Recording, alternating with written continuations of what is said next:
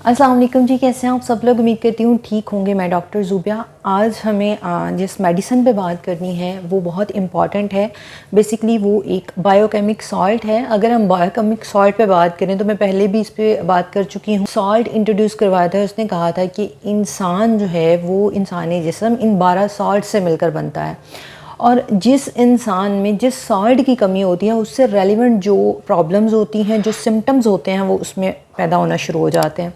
Different जो homeopathic doctor होते हैं, कुछ होम्योपैथिक डॉक्टर ऐसे होते हैं जिनकी प्रैक्टिस सिर्फ इन सॉल्ट्स पे होती है, यानी कि वो पेशेंट के सिम्टम्स लेते हैं, हिस्ट्री लेते हैं, और फिर जिस सॉल्ट की उनको डेफिशिएंसी फील होती है कि ये डेफिशिएंसी है, वो सॉल्ट दे देते हैं। और कुछ होम्योपैथिक डॉक्टर जो हैं वो डिफरेंट मेडिसिन्स के साथ जो इन सॉल्ट का कॉम्बिनेशन करते हैं, यानी कि ये बायोकेमिक सॉल्ट उन डिफरेंट पॉलीक्रिस्ट रेमेडीज़ के साथ जो है वो इनका कॉम्बिनेशन कर देते हैं। आज हम बात करेंगे बायोकेमिक सॉल्ट फेरम फॉस की। तो फेरम फॉस जो है वो एक ऐसा बायोकेमिक सॉल्ट है जो कि इंसानी जिस्म के लिए बहुत ज़्यादा ज़रूरी है। अगर इसकी कमी हो जाए तो क्या क्या सिम्टम्स पैदा होते हैं, और अगर आप किसी पेशेंट में कुछ ऐसे सिम्टम्स देखो कि जो आपको लगता हो कि ये फेरम फॉस में मौजूद हैं, तो भी आप फेरम फॉस जो है वो दे सकते हो। सबसे पहले हम इसके सिम्टम्स देखते हैं कि किस किस चीज़ की कमी हो और क्या सिम्टम्स वाज़ह होते हों जब आप फेरम फॉस यूज़ करवा सकते हो। सबसे पहले अगर हम फेरम फॉस की बात करें तो जिस पेशेंट में फेरम फॉस की कमी होगी वो आपको एनीमिक फील होगा, यानी कि आयरन डेफिशिएंसी होगी। ज़्यादातर ये आयरन डेफिशिएंसी के पेशेंट को दिया जाता है, और अगर आयरन डेफिशिएंसी है तो हीमोग्लोबिन की कमी होगी, खून की कमी होगी, एनीमिक कंडीशन होगी, जिसकी वजह से जो है वो फटीग होगी बहुत ज़्यादा, यानी कि थकावट रहेगी। ज़्यादा काम, थोड़ा सा काम करने से जो है वो बहुत ज़्यादा जो है वो लागर हो जाएगा, उसकी बॉडी में बहुत ज़्यादा पेन हो रही होगी, जिस्मानी और जहनी दोनों मुशक्क़त बहुत ज़्यादा होंगी, यानी कि वो मेंटली तौर पे भी बहुत ज़्यादा वीक होगा और वो फिज़िकली तौर पे भी बहुत ज़्यादा वीक होगा। और जब हम आयरन डेफिशिएंसी की बात करते हैं तो उसमें ये सिम्टम्स बहुत ज़्यादा वाज़ेह होते हैं कि फटीग बहुत ज़्यादा रहती है। इसके साथ साथ जो है वो ज़्यादा काम भी नहीं होता। तो जिस इंसान को आपको लगता है, आप अगर कोई पेशेंट आपके पास ऐसा आता है जो अपनी सीबीसी आपके पास लेकर आया और वो कहता है मुझे खून की कमी है या मुझे आयरन डेफिशिएंसी है, तो आप उसको फेरम फॉस यूज़ करवा सकते हैं। अच्छा, यहाँ तो खून की कमी पे बात हुई, लेकिन फेरम फॉस जब आप इसके सिम्टम्स पढ़ते हो, जब आप इसको रीड आउट करते हो, तो ये कुछ ऐसी जगहों पे भी यूज़ होती है जहाँ पे खून बहुत वाफर मिकदार में निकल रहा होता है। जैसे कि कुछ बच्चों में या कुछ बड़ों में आप देखते हो कि उनके नाक से एकदम से खून बहना शुरू, नाक से खून बह रहा होता है एकदम से, या फिर जिनको जो है वो पाइल्स का इशू होता है तो उसमें भी खून बहुत ज़्यादा होता है, तो उसमें भी आप जो है वो फेरम फॉस यूज़ करवा सकते हो। इसके साथ साथ अगर आपको बॉडी में किसी किस्म की इन्फ्लेमेशन है और उस इन्फ्लेमेशन की वजह से जो है वो बॉडी के अपर लेयर पे आपको बहुत ज़्यादा स्वेलिंग फील हो रही है, उसमें कोई ऐसी आपको फोड़ा फिंसी फील हो रहा है जिसमें लालगी बहुत ज़्यादा है, जिसमें बहुत ज़्यादा इन्फ्लेमेशन हुई हुई है, स्वेलिंग हुई हुई है, तो वहाँ पे भी आप फेरम फॉस का यूज़ करवा सकते हो। यानी कि आप खून की कमी में भी यूज़ करवा सकते हो, कहीं खून बहुत ज़्यादा एकदम से निकल रहा है तब भी आप फेरम फॉस यूज़ करवाओगे तो वो आपको फ़ायदा देगी।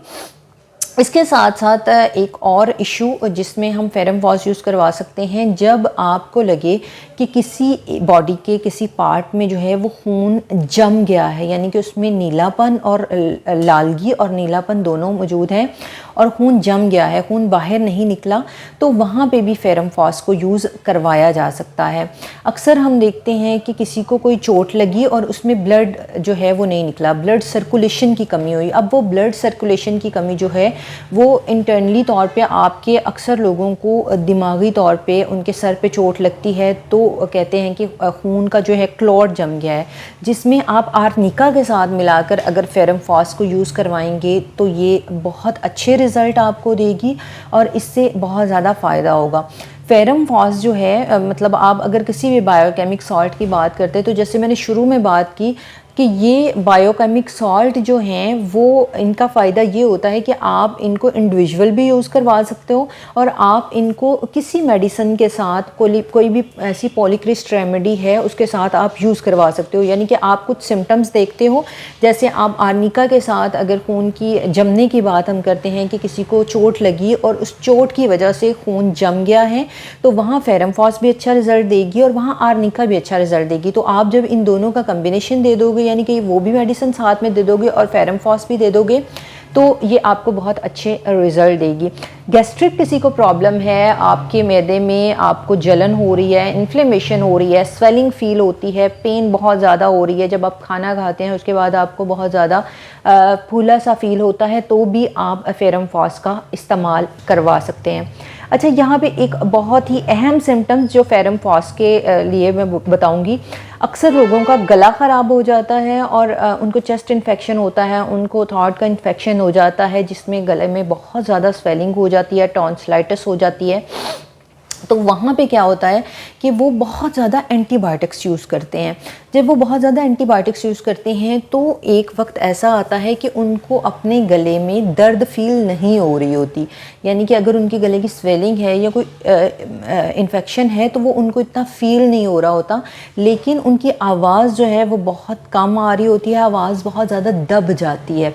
तो अगर किसी ऐसे पेशेंट में, जो ख़ासकर जो लोग जिनका बोलने का बहुत ज़्यादा काम होता है, जो सिंगर हज़रात होते हैं, तो उनको बोलने में इशू आ रहा होता है, उनको बात करने में, उनके साउंड में जो है वो वोकल इशू आ रहा होता है, तो वहाँ अगर आप फेरमफॉस यूज़ करवाते हैं तो क्या होता है, तो आपका वो प्रॉब्लम जो है वो सॉर्ट आउट हो जाएगा। यानी कि वो गले की ख़राबी, वो आवाज़ का जो दब जाना होता है, वो इससे बहुत जल्द रिकवर हो जाएगा।